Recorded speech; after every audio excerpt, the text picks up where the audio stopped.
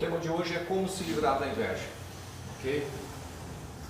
O grande problema de eu estar aqui falando sobre inveja, porque é um tema muito difícil de estudar e falar, porque basicamente ninguém sente inveja. Então eu estou aqui falando de algo que talvez as pessoas não sintam, né? Porque se a gente pergunta, tu sente inveja? Não, eu não sinto. E você? Não, também não. Ninguém admite que sente inveja. Por isso que é difícil falar e tão difícil é estudar a inveja. Mas nós vamos tentar, né, ver se isso é verdade mesmo. Ver se de fato a inveja é um sentimento que nós já estamos mais evoluídos, a gente já descartou no passado, ou se de fato a inveja ainda não sentimos. Ok? Para isso, para a gente conseguir estudar um pouco, falar um pouco sobre inveja, eu vou contar aqui, vou simular hipoteticamente uma situação e vamos ver daí no final o que acontece. Ok? Eu recentemente investi num lote, num terreno, ok? Só que eu sou um pouco relapso. E aí o que acontece? Ele está com matagal até a cintura aqui, né? Eu sou essa figura aqui, ok? Tudo tranquilo aqui, eu tenho um terreno, tenho um lote, e aí eu preciso limpar este lote. O que eu faço? Eu contrato vocês. Finjam agora que vocês são, né, o cidadão aqui de vermelho e que eu estou, né, contratando para limpar esse lote. Perfeito? Um dia de trabalho aqui, você cobra normalmente R$200 para fazer essa limpeza num dia. Então eu estou ali negociando com vocês, tá? Só que na verdade eu digo o seguinte, eu não quero pagar só 200, eu quero um trabalho legal. Eu vou pagar para vocês R$1.000 por um dia. R$1.000 por um dia. Vocês cobram 200, eu estou pagando R$1.000 para esse mesmo trabalho durante um dia. Que condições? Das 8 da manhã às 17 da tarde, ok? Com intervalo de 1 hora de almoço. Então nós estamos fazendo um contrato aqui de limpeza desse terreno que eu tenho, ok? Combinamos o tempo, o ganho e as condições. Digam vocês aceitam esse trabalho? Vocês aceitariam esse trabalho? Bom, alguns estão balançando a cabeça, me parece que sim, né? Vocês estão felizes com essas condições? Está tudo certo? R$1.000 por dia, das 8 às 17, está tudo certo aqui. Vocês iam cobrar 200, eu estou pagando 1.000, tá? Todo mundo está feliz? Né? Vocês vão ganhar 5 vezes mais do que vocês normalmente cobrariam. Só que ao meio-dia eu volto lá para conferir o trabalho, né? Então vocês começam o trabalho de vocês, eu volto lá ao meio-dia para conferir o trabalho e o que acontece? Pô, tá no joelho, né? Não tá bom, até o final da tarde não vai dar. Aí eu chamo uma ajuda, né? Chamo o Pedro aqui para ajudar. Ao meio-dia ele chega e começa a trabalhar, ok? Lá pelas 4 horas da tarde eu volto para o terreno e já está nas canelas, mas eu vi que até às 5 não vai dar para isso aí ficar certo. Então eu vou ter que contratar mais uma pessoa, chamo o Antônio aqui então para me ajudar às 4 da tarde. Das 4 às 5 ele vai ajudar para finalizar o serviço, que tudo num dia só. Chega no final do dia, né, final da tarde aqui, eu vou fazer os pagamentos para as pessoas, né, tanto para vocês, quanto para o Pedro, quanto para o Antônio. Bom, vocês que trabalharam das 8 às 17 horas, como combinado, R$1.000. Entrego na mão de vocês R$1.000. Para o Pedro, trabalhou das 12 às 17, eu dou R$1.000. E para o Antônio, que chegou às 16 horas, trabalhou das 16 às 17, eu dou R$1.000. Ok? Depois que vocês viram isso tudo, tá? Que vocês viram esse acerto que eu fiz com vocês, com o Pedro e com o Antônio. Vocês ainda continuam satisfeitos com o trabalho, com o que vocês fizeram? Ela aqui está balançando a cabeça. Lá eu vi que tinha sido e agora não está mais satisfeita com o que balançou a cabeça. Não tem pegadinha, tá? Não tem pegadinha. Vocês estão satisfeitos, mesmo sabendo que os outros ganharam? Estão satisfeitos? Ok. Por que vocês não estão satisfeitos? Por que vocês não estariam satisfeitos? Nós combinamos às 8 às 17, R$1.000. Com o intervalo de 1 hora de almoço. Foi cumprido tudo, né? Vocês podem estar com um sentimento. Não é justo. Eu trabalhei das 8 às 17, ganhei R$1.000. O cara trabalhou das 17 do meio-dia às 17 ganhou R$1.000 que nem eu. O outro trabalhou das 4 às 5 da tarde e ganhou R$1.000 que nem eu. Isso não é justo. Muitos poderiam falar isso, né? E é bem comum pensar isso. Mas eu pergunto para vocês, vocês receberam menos? Não. Eu cumpri, paguei R$1.000, conforme prometido. Você foi enganado? Eu falei alguma coisa diferente do nosso contrato? Não, né? Você foi explorado? Não foi, está tudo certo, né? Então por que é injusto? Por que seria injusto? Está tudo certo. Se eu combinamos uma coisa, eu paguei essa coisa para vocês, está tudo certo. Isso é justo. Então vocês não receberam menos, vocês não foram enganados e vocês não foram explorados. Por que não é justo então? Por que não é justo? Vamos fazer o seguinte, então, como eu quero ficar bem com vocês, nós vamos tentar negociar uma coisa diferente aqui. Vocês esperam ganhar ainda mais para ficarem satisfeitos, já que vocês trabalharam o dia todo, né? Das 8 às 17, vocês 3 ganharam a mesma coisa. Para vocês voltarem a ficar felizes que vocês estavam lá no início, né? Eu vou pagar mais para vocês esperam isso? Ou seja, nós temos os 3 pagamentos aqui. Vocês imaginam que para vocês voltarem a ficar satisfeitos, vocês precisam ganhar 3 mil, por exemplo? Sabendo que vocês já estavam ganhando 5 vezes mais do que vocês cobrariam. Vocês voltariam a ficar felizes com isso? Se acontecesse isso? Bom, vocês não esperam que aconteça isso, porque eu já paguei 5 vezes mais, né? Eu não vou desembolsar mais porque vocês estão infelizes. Nosso trato é trato. Perfeito? E não vale tudo isso, né? Eu já paguei bem mais do que valia antes. Muito bem. Então, para vocês ficarem novamente felizes, satisfeitos, se eu baixar o salário dos outros, o que eu paguei para os outros, então assim, vocês eu continuo mantendo R$1.000, porque trabalharam o dia todo, mas aqui do Antônio eu vou pagar 500, porque ele trabalhou meio-dia, e vou pagar ali 200 pila para o Pedro, que trabalhou só 1 hora. É mais justo isso para vocês? Voltam a ficar felizes com isso? Não, está dizendo que sim, que ela acha justo, não é? Vocês estão felizes com essa condição? Certo. Oi?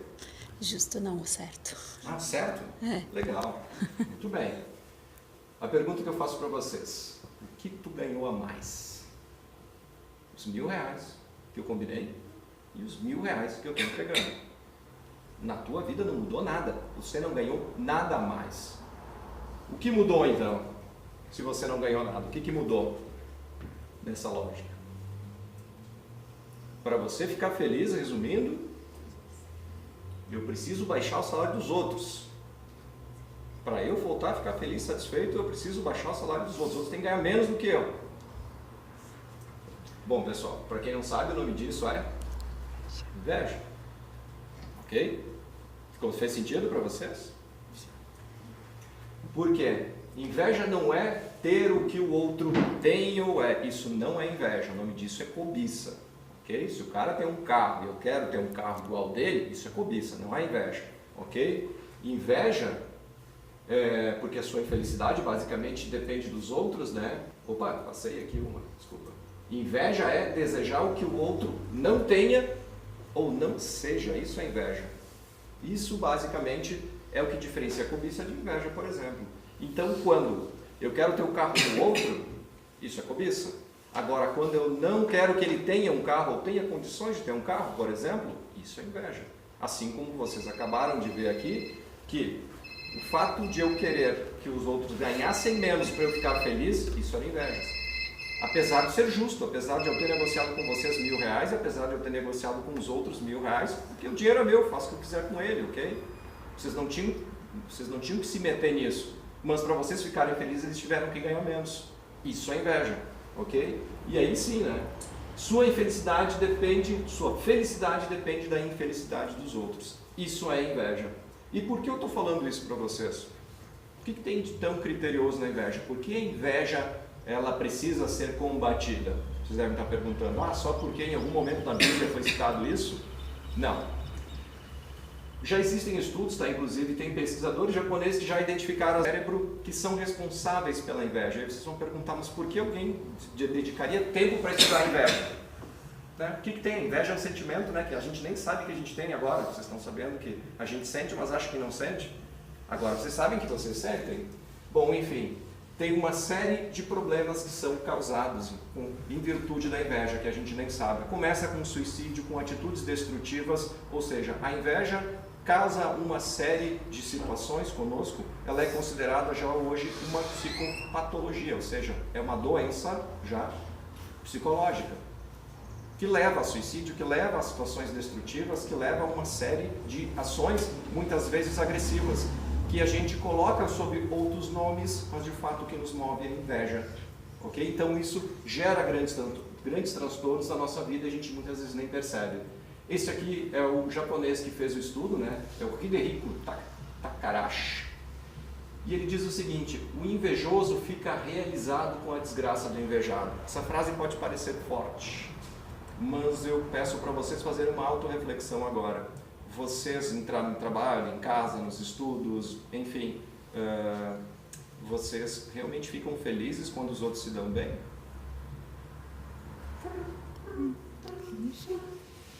Essa é uma pergunta que você tem que fazer. Algumas pessoas a gente sente, que legal, que bom que tu deu. Mas e a maioria? A maioria não sente nós não sentimos exatamente dessa forma. Um exemplo muito claro. Veja nas famílias, nas empresas, nos grupos de trabalho do qual vocês participam, enfim, seja qual for. Muitas vezes nós temos um objetivo muito claro, que é de A ir até B. Se nós temos 5, 6 ou 10 pessoas que sejam, que têm que ir do ponto A até o ponto B, por que a gente demora tanto de ir para um ponto A até o ponto B? Se todo mundo está caminhando para o mesmo lado, todo mundo sabe o objetivo, todo mundo tem aquilo muito claro para si, por que as pessoas não vão em direção àquilo? Vocês já pararam para perguntar? Porque um grupo de trabalho muitas vezes fica dando voltas, enrolando e nunca se conclui as coisas. Ou quando se conclui numa qualidade muito baixa. Por que isso acontece? Inveja, tá? Porque cada um quer fazer do seu jeito. Cada um quer colocar a sua questão à frente. Cada um quer que o outro não apareça mais e assim por diante. E aí às vezes tem um grupo de trabalho onde seria um objetivo muito simples acaba se tornando muito complexo de serem resolvidos. Por quê? A gente pode falar que é orgulho, a gente pode falar que é vaidade. A inveja ajuda muito. A inveja atrapalha muito, porque a gente boicota, porque a gente puxa o tapete do outro, mesmo consciente ou inconscientemente. Ok? Este é um grande problema. Aí vem a pergunta, né? Como é que se livra da inveja? Basicamente, vocês podem pegar e botar vender no Mercado Livre, né? Mas não funciona fácil assim. Precisamos de algumas coisas. Bom, primeiro passo, a gente precisa admitir que a inveja existe e que nós somos invejosos. Se alguém aqui casualmente não reconhece isso, show, beleza, já passou da etapa. Mas tentem reconhecer se de fato vocês têm inveja. Se vocês em algum momento olharem para alguém e falarem, esse cara tem que se lascar, o que é esse tem que se lascar? Inveja. Está mascarada? Pode ser, a gente pode chamar ela de 1000 coisas, mas é inveja, ok? Então, o primeiro passo, a gente precisa admitir que ela existe. E a partir do momento que eu admito que ela existe, eu começo a estudar isso. Eu começo a perceber o meu comportamento, eu começo a perceber o comportamento dos demais. E aí eu passo, assim, a entender, a aceitar e seguir essa condição. Estudar para me melhorar, ok? A segunda etapa, como todo início de doença, né, eu preciso tratar isso. Né? Preciso tratar. E como é que eu trato? Gratidão. O que tem a ver gratidão com inveja? Tem tudo a ver. Tem tudo a ver. Porque se eu consigo entender aquilo que eu tenho e eu sou grato por aquilo que eu tenho, ok? Eu começo a diminuir a minha inveja. Quando eu sou grato pelas coisas que eu consigo, que eu conquisto, que eu tenho, que chegam até mim, se eu entendo o real significado disso, eu começo a ser grato. E quando há gratidão, tu começa a perceber que, independente do irmãozinho que está do outro lado, tu até agradece muitas vezes pela ignorância dele. Isso faz com que tu seja grato, logo te livra da inveja. Né? E depois, a manutenção disso. Nós precisamos vigiar o nosso pensamento. Nós precisamos vigiar as nossas atitudes. E aí entra o quê? O perdão. Dos outros? Não, começa contigo, com auto perdão. Porque depois que tu passa por uma etapa de admitir, tu começa a tratar e vigiar, automaticamente tu precisa se perdoar e perdoar aos outros. Mas não adianta tu vindo admitir para o perdão, né? Porque aí falta humildade, a gente precisa de fato nos trabalhar, a gente precisa de fato tratar isso aí para depois chegar numa manutenção de um bom pensamento, de uma boa harmonia. Ok? No livro Diversidade dos Carismas, do professor Hermínio Miranda, tem um trechinho que fala sobre inveja. Olha só. É certo, porém, que forças mentais poderosas podem ser manipuladas pelo pensamento e pela vontade. Não há, portanto, mal olhado no sentido de que um simples olhar possa fazer murchar uma planta ou adoecer uma pessoa. Há, contudo, sentimentos desarmonizados que, potenciados pela vontade consciente ou inconsciente, acarretam distúrbios consideráveis em pessoas, animais e plantas. O pensamento é a mais poderosa energia do universo e circula por um sistema perfeito através de toda a natureza. Segundo as intenções sobre as quais é emitido, tanto pode construir como destruir, dar a vida ou retirá-la. Isso é o que o professor fala neste trechinho do livro. Quando a gente fala o mal olhado por si só não é nada. O que de fato acontece é o que? A energia que nós mentalmente criamos. Então, quando nós pensamos, como eu falei no exemplo anterior, tomara que fulano se lasque, o que nós estamos fazendo neste exato momento? Nós estamos mandando, canalizando energias criativas muito poderosas que podem fazer murchar uma planta ou adoecer uma pessoa. É isso que nós estamos promovendo, é isso que nós estamos fazendo, consciente ou inconscientemente. Isso é uma doença, isso precisa ser tratado. Essa é a devida importância. Ok? Então aqui é só para ilustrar um trechinho sobre, e o Emmanuel ainda cita, né? A felicidade depende das qualidades próprias do indivíduo e não do estado material do meio em que se acha.